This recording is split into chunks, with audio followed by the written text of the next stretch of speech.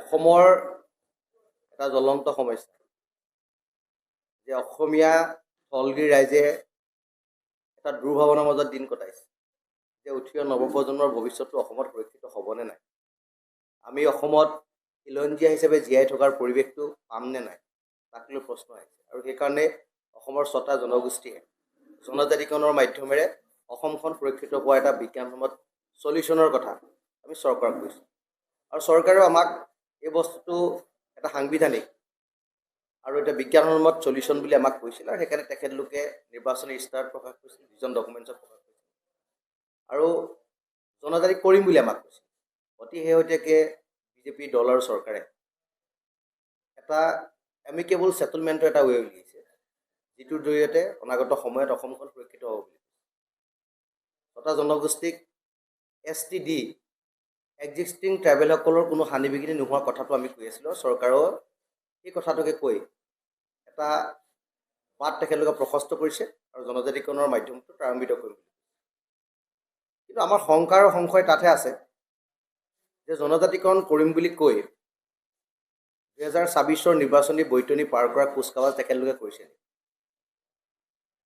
নে 2019 চনত ৰাজ্যসভাত বিলখন উঠাৰ পাছত যেনেকৈ এইটো পৰি ৰ'ল তেনেকুৱা আকৌ প্ৰতিবেদন কেন্দ্ৰত গৈ পৰি ৰ'ব নেকি, তাক লৈ আমাৰ মাজত সন্দেহ নথকা নহয়, শংকা নথকা নহয়।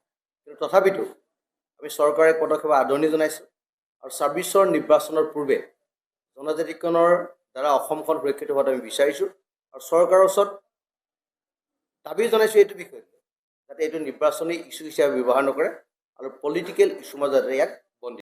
আমি কৈছোঁ যে আমাৰ মাজত শংকা আছে, সংশয় আছে। যিহেতু 2019 চনত বিলখন ৰাজ্যসভাত উঠিল, তাতে বিলখন পৰি থাকিলে, এতিয়াও নাল এণ্ড ভইড বিলখন হোৱা নাই। এতিয়া জনজাতিকৰণ কৰিম বুলি কৈছে, আকৌ বিলখন কেন্দ্ৰত গৈ পৰি থাকিব নেকি, তাক লৈ শংকা আছে, সংশয় আছে।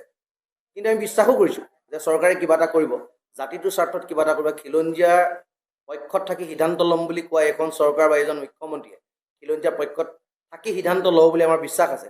আৰু যদি নকৰে তেতিয়াহ'লে আমি ক'ম যে জনজাতিকৰণৰ মাধ্যমটো যেতিয়া ৰাজনৈতিক ইছ্যু হিচাপে ব্যৱহাৰ কৰিছে, তেতিয়াহ'লে এইটো জাতিক প্ৰতাৰণা কৰা হৈছে, প্ৰবঞ্চনা কৰা হৈছে। আৰু জাতিক যদি প্ৰবঞ্চনা কৰে, প্ৰতাৰণা কৰে, 26ত তাৰ ফল জাতিয়ে নিশ্চয় দিব। কাৰণ উঠি অহা নৱপ্ৰজন্মৰ ভৱিষ্যতৰ কথা আছে, অসম আৰু অসমীয়া সুৰক্ষিত ভৱিষ্যতৰ কথা। সেইটোৱে কৈছোঁ, যদি নহয় এইটো জাতিক প্ৰতাৰণা কৰিব। এইটো জাতীয় ইছ্যু, এইটো টাই আহোম ছাত্ৰ সন্থাৰ ইছ্যু নহয়, এইটো কোচ ৰাজবংশীৰ ইছ্যু নহয়, এইটো চুতীয়াৰ ইছ্যু নহয়, এইটো এটা জাতীয় ইছ্যু। গতিকে জাতীয় ইছ্যুটোৰ প্ৰতি যেতিয়া চৰকাৰে পিঠি দিব, জাতীয় দায়িত্ব যেতিয়া পালন নকৰিব, তেতিয়া জাতিয়ে নিশ্চয় তাৰ প্ৰত্যুত্তৰ দিব। মই সেইকাৰণে কৈছোঁ যে 24 নিৰ্বাচনৰ আগত যদি এনেকুৱা ধৰণৰ কোনো ধৰণৰ এমিকেবল ছেটেলমেণ্টৰ জৰিয়তে অসমখন সুৰক্ষিত নহয়, তেতিয়া জাতিক কৰা প্ৰতাৰণা, জাতীয় প্ৰত্যুত্তৰ নিশ্চয় 24